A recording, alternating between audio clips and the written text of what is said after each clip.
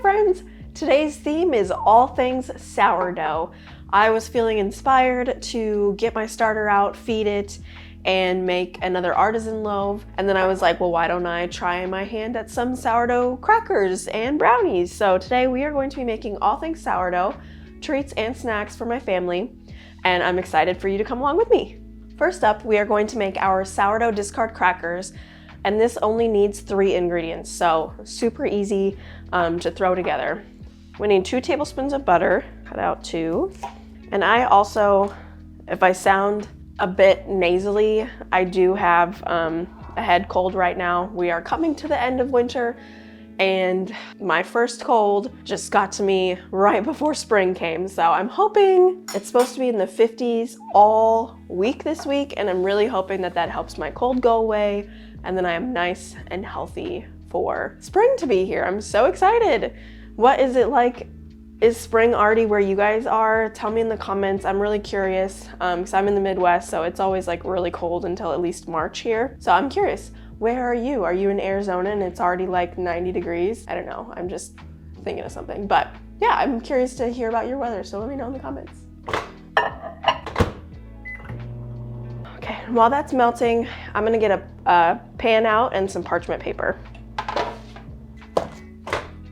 Okay, you don't need to have a scale, but I did find that with sourdough, it is so much easier to measure and make sure you're getting everything correct if you have a scale. And you don't have to get a fancy one. This is, I think it was just 15 or 20 bucks off Amazon. I can link it below, but it is really nice because a lot of sourdough recipes are in grams, and then you can easily weigh it on here. So I am gonna use this to weigh our sourdough discard. Let's get it on. And so when you place something on a scale like this, you wanna zero it out so then you know exactly how much you're putting in. So that like clears out the weight of the jar and the butter that's already in there, and then you can just focus on like your next ingredient. And if you are brand new to sourdough discard is after you feed it, you use the sourdough and then there's usually a little bit left, and so there's like excess, and you can use this for a lot of recipes. I put it in pancakes and it makes them super fluffy. There's muffins, we're gonna make brownies today, and then also crackers. So there's lots of things you can do with your discard, because I know I hate just like tossing out my discard. Lots of things you can do with this. So we need 200 grams of the sourdough discard, and that's what I've got here. And then I am gonna add a little bit of salt. I'm just gonna do like a 1/4 teaspoon. And these are gonna be everything bagel seasoning crackers. So once we get this mixed, pour it out, we'll be putting some of that seasoning on there. Oh, and I need to preheat my oven. Don't wanna forget that.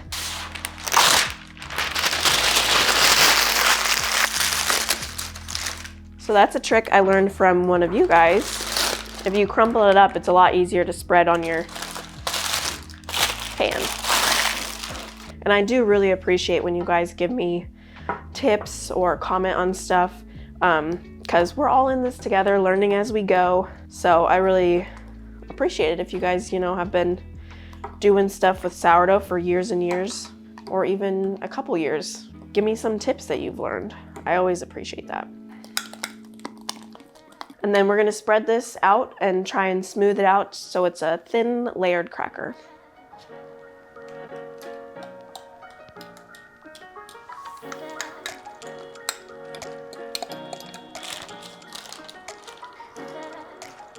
And so here, I do usually try to get it around 12 inches to 13 inches by another 11 to 12 inches, because you want these crackers or the layer to be nice and thin, so that way your crackers can get crunchy.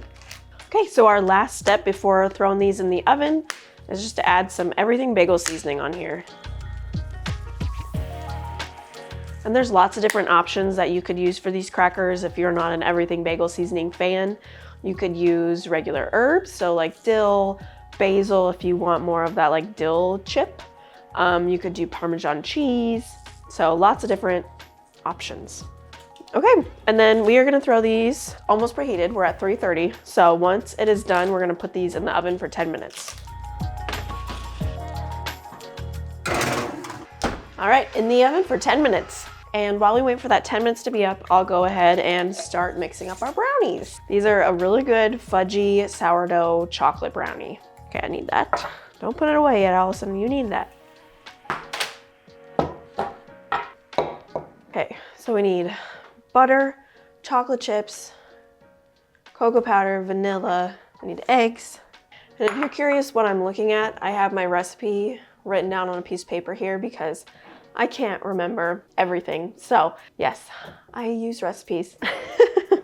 I'm not that amazing. I don't have everything from memory. But speaking of, these recipes will be linked in the description below. So if you want to make these at home, check out those below.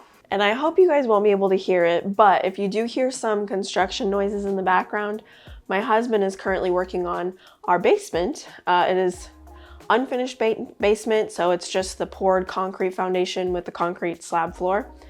And with baby number 2 coming, we need a little bit more space. So we're finishing one of the rooms in our basement. That's gonna be our office and kind of like workout space. So if you hear that, don't mind it. Hopefully it's not very much. He is working down there, and I'm excited for that to be done. It's gonna be a great project. Okay, back to our recipes. We're gonna melt the butter, the chocolate chips, and the vanilla together on the stove. So we will be moving to the stove.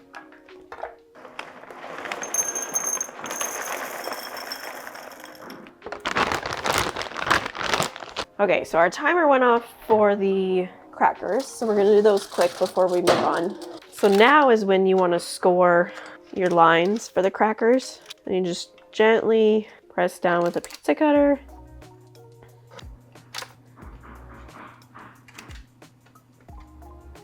And I know my lines are not perfectly straight. I'm sorry for all the perfectionists out there. My husband is one of them. He would be like measuring and making sure all the crackers were even, but that takes too much time.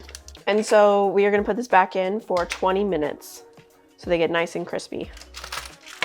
All right, so for our brownie mixture, we need an entire stick of butter, and we're gonna melt this in our saucepan. I'm gonna cut it up a little bit so hopefully it melts quicker. All right, we'll let that sit and melt, and then we will add our chocolate chips and our cocoa powder, have that melt, and then we'll add the vanilla at the end.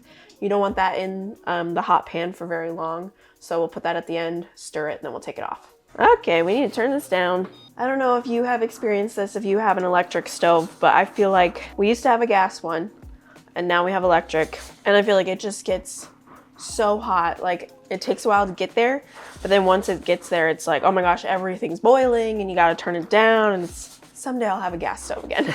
Okay, I need to get a whisk.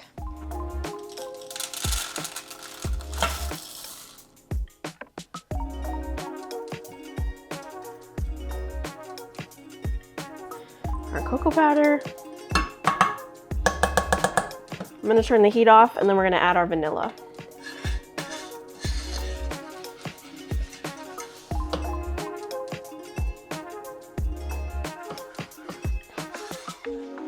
Oh, that smells so good. Yum! All right, now we're gonna mix the rest of our ingredients in here, and then we'll pour it into our baking dish. Get some of this out of my way. All right, so we need 1/2 cup of white sugar and then 1/4 cup of brown sugar. And for Christmas, I asked for new storing containers. So this is one I have for sugar, love it. And then this one is for my all-purpose flour. I just love these. I used to have these like old rickety plastic Tupperware ones, and I love the nice sturdiness of the glass and the closing lids. They're so great. And if you're in the market for some new storage stuff, I highly recommend these. I'll link them below in the description. I just got them on Amazon. Well, I put them on my Amazon wish list and then I got them for Christmas, but they are so nice. So we need 2 eggs and then 1 egg yolk. And then to get just the egg yolk, they do make fancy tools that you can use, but I'm just gonna see if I can do it with the shell. Yeah, it's kind of a balancing act, but usually you can pretty easily separate the white from the... All right, I'm gonna put my sugar away just to kind of clean up our countertop. And then we need a whole cup of flour, and I might have to go get some of my extra flour from the basement because we are running pretty low in this container. So I do need just a little bit more. We were so close to being good, but I'm gonna go get another bag and we'll fill up our container. Actually, it looks like our crackers are done, so we'll get these out of the oven first. They're looking good, but they're not as golden as I want them to be, so I'm gonna throw them in for a couple more minutes. Now I'll go get our flour. Those are looking pretty good, so we'll let them sit and cool. And I did bring my flour up.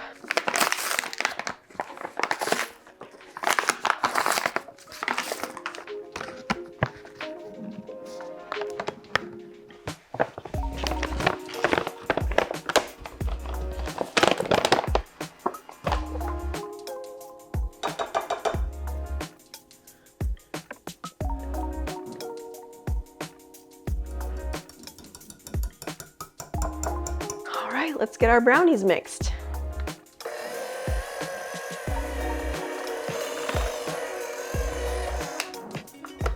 And for this one, we're also going to put some parchment paper down in our pan.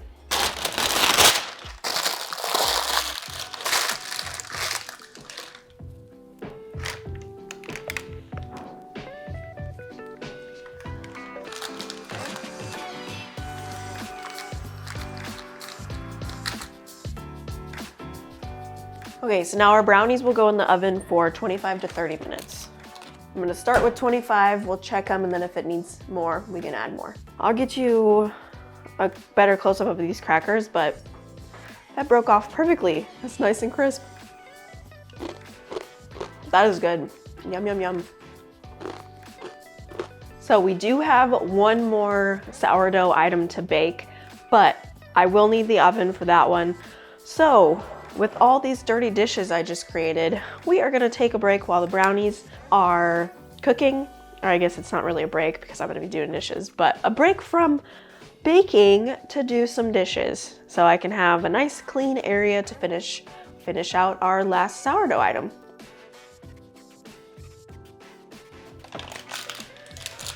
Okay, so we have 5 minutes before we need to check our brownies. So I wanna taste these again because they're so good. I'll get you guys an up close view real quick.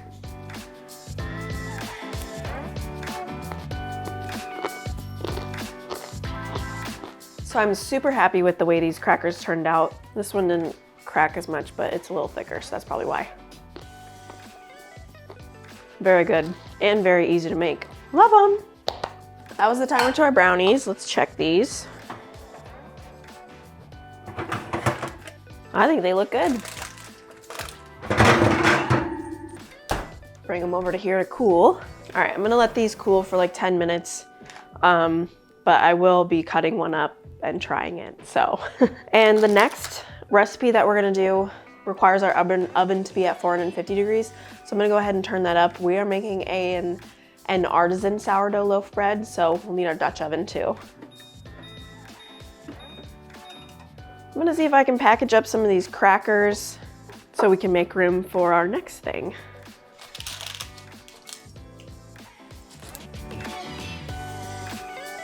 So a couple days ago, I fed my starter knowing I was wanting to make bread, so it was nice and bubbly.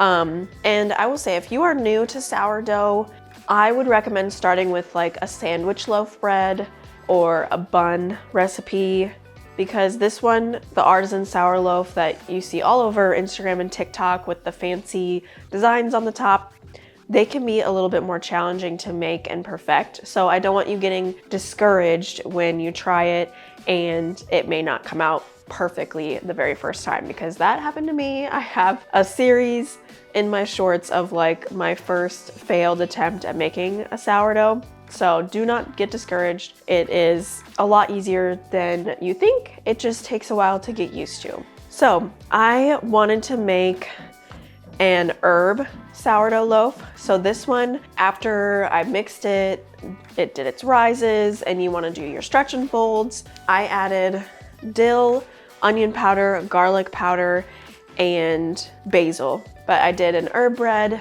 and you Just put it in like a square, kind of push it out with your fingers and pull it after it's done bulk rising. Put all your seasonings on, roll it up or fold it, and then rolled it back into a ball. And one of the good health benefits of sourdough is the fermentation process that it goes when you let it set after adding your mix-ins.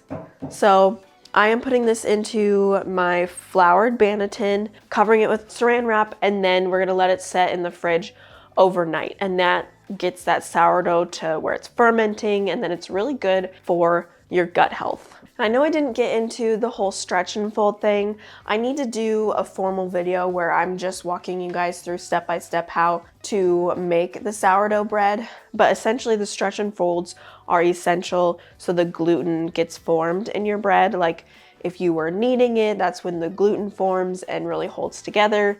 So that's what stretch and folds are for. That's a hot oven. So currently my Dutch oven does not have anything in it. I'm putting it in there to heat up the Dutch oven so then it can make a nice crisp bottom to our bread. So we'll let that sit in there maybe 10 minutes while we get our bread out and prepped. Parchment paper. Whoops. And our loaf bread. So like I said, this has been sitting in the fridge overnight. Put it in about 10 o'clock last night and it's now almost 1:30, so it's been bulk fermenting for a while. And we just flip it and then we'll score it.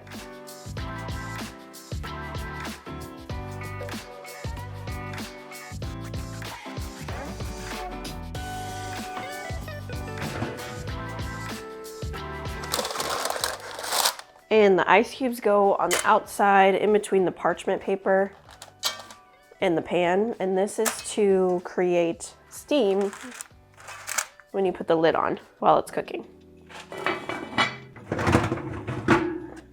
All right, we will let it cook with the lid on for 20 minutes and then we'll take the lid off. Actually, I'm gonna do 15. I'm pretty sure I usually do 15 minutes.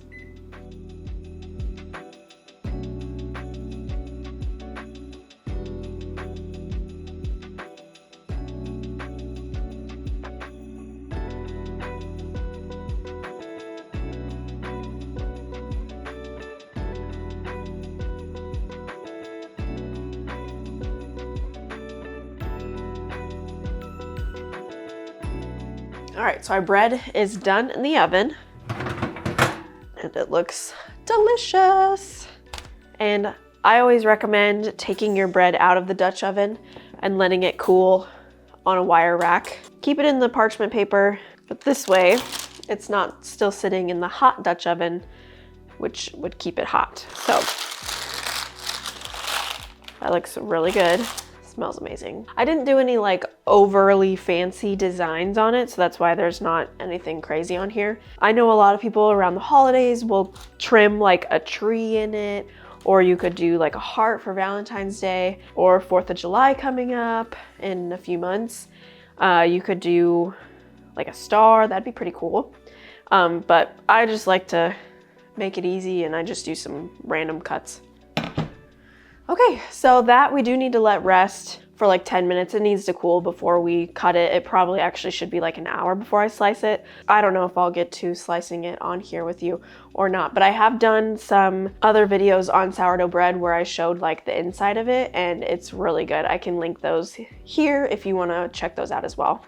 And as you saw, I did package up our crackers, and this is another thing that I got for Christmas and I'm super excited about it. It's a mason jar vacuum sealer for everyday goods, whatever you have for a mason jar. This one has the crackers in it, obviously. You put the silver lid on and then you put this on there, and it goes for like small jars and bigger jars too, the wide mouth ones. Put it on there, hit mason jar, and then it like vacuum seals it. So this thing is not coming off and it just keeps your food fresher. So I would not recommend doing this like if you're canning. Definitely go about the regular canning process, but this is great for dry goods. Like I have some cereal, I just throw in mason jars and then I can vacuum seal it. And then once we go to open it, it's nice and fresh still. So I absolutely love this thing. I got so many great, I am very much a practical gift person. So like for birthdays or Christmas, I want something that I'm really gonna use, not something that's just gonna sit and look pretty. I don't need any more of that kind of stuff in my house to cause clutter, especially when you have kids. There's plenty of toys to look at. I really love this. I can also link this below if you guys want to check it out too. So last thing, we got to try our brownies. I am so excited to eat one of these. They smell amazing. Let me get a knife.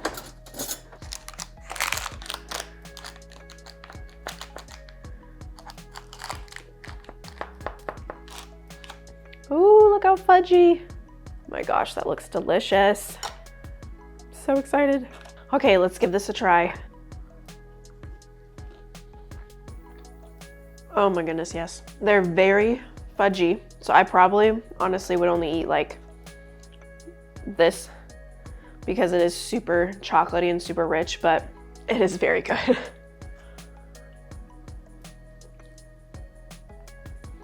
Get some water.